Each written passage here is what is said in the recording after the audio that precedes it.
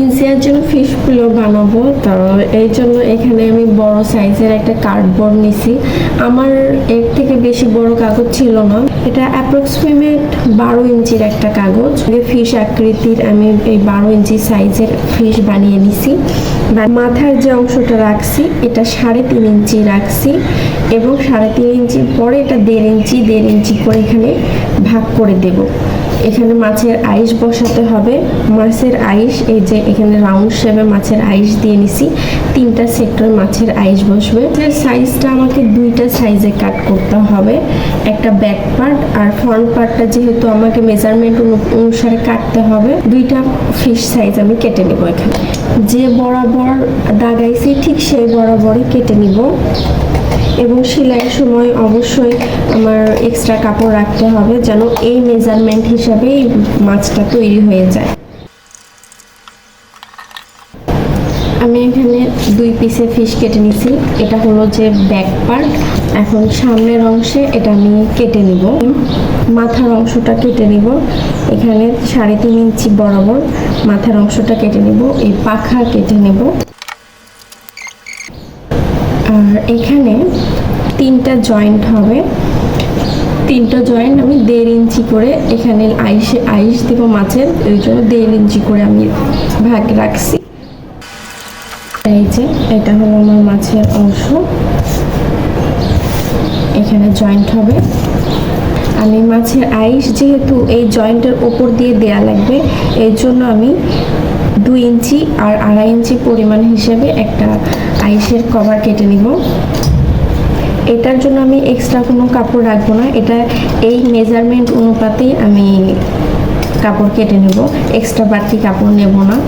সেলাই করার পর যেটুকু থাকবে ওইটুকুই আমি মাছের সাথে জোড়া দিয়ে দেবো। এখন টুকরো কাপড়ের সেটটা কাপড় অনুপাতে এগুলো কেটে নেব। আমি এখানে বেশ কয়েক কালারের টুকরো কাপড় নিয়েছি।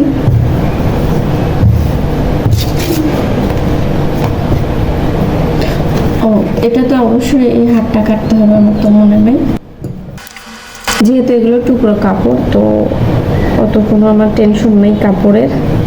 আমি এভাবে দাগিয়ে নেব, শক্ত বোর্ড হলে সবচেয়ে বেশি ভালো হয়। সেলাইয়ের জন্য এক্সট্রা কাপড় রেখে বাকিটুকু কেটে নেব সেম মাছের আকারে।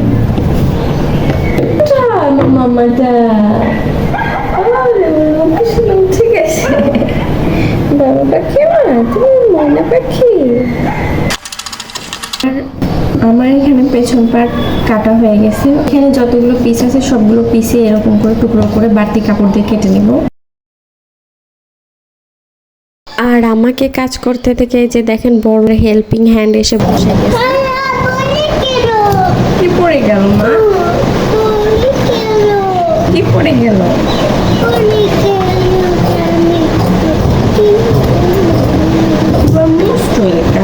আমি যে কাজটা করব ওকেও সেই কাজ করতে দিতে হবে, আদারওয়াইজ সে আমাকে কোনো কাজই করতে দেবে না। তো আমি এই জন্য ওকেও একটা কাপড় আর কেচি ধরাই দিয়েছি, ও কাপড় কাটতেছিল। আমি এখানে প্রত্যেকটা পার্টের সেলাইয়ের জন্য এক্সট্রা পার্ট করে রাখছি, বাস এখন সেলাইয়ের পালা। আর এখানে মাছের আইসের জন্য 6 পিস, এখানে আমার সামনে 3টা বসবে, এখানে প্রথমে আমরা মাছের আইসটা সেলাই করে নেব। ডাবল কাপড় নিয়ে রাউন্ড করে একটা সেলাই দেব, আর সামনের এই অংশটা ফাঁকা রাখবো। এইভাবে বাকি সবগুলো আইসগুলো সেলাই করে নেবো। 6টা আইস আছে এখানে। আমার মাছের আইসগুলো বানানো হয়ে গেছে। এখন এই রাউন্ডটা একটু করে কেটে দেব যেন উল্টাতে সুবিধা হয়, তাহলে রাউন্ড শেপটা সুন্দর আসবে।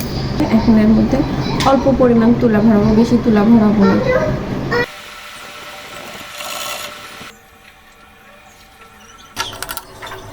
দেন আমি গোসল সেরে খাওয়া দাওয়া সেরে ইনসিয়াকে ঘুমাই দিয়ে আবার সেলাইয়ে বসে গেছি, না হলে তো আমি কাজ করতে পারতাম না। তো প্রথমে আমি আইসগুলো সেলাই করে নিয়ে সেগুলো জোড়া দিয়ে বসাই দিলাম, তারপরে আমি মাছের পাখনাটা বসাই দিছি। তারপরে পেছনের অংশটাকে আমি 2টা অংশ একসাথে জয়েন্ট করে নিয়ে কিছু অংশ ফাঁকা রাখছিলাম সেটার ভিতর তুলা ভরানোর জন্য। দেন আমি মাছের মুখ আর চোখটা বসাই ফেলছি। এখন ইনসিয়ার রিয়াকশন দেখতে হবে। এখানে আমি ছোট্ট করে একটা চোখ বসে দিচ্ছি, চোখ ছাড়া ভালো লাগতেছিল না। এখন এখন ইনসিয়া যেহেতু ঘুমাচ্ছে এবং ঘুম থেকে উঠুক, ওর রিয়াকশন দেখতে হবে। এইভাবে ফিশটা কেমন লেগেছে মা তোমাকে? Wow, very nice. ওয়াও, তোমার পছন্দ হয়েছে? Very nice. এটা কার ফিশ? ইনসিয়ার ফিশ।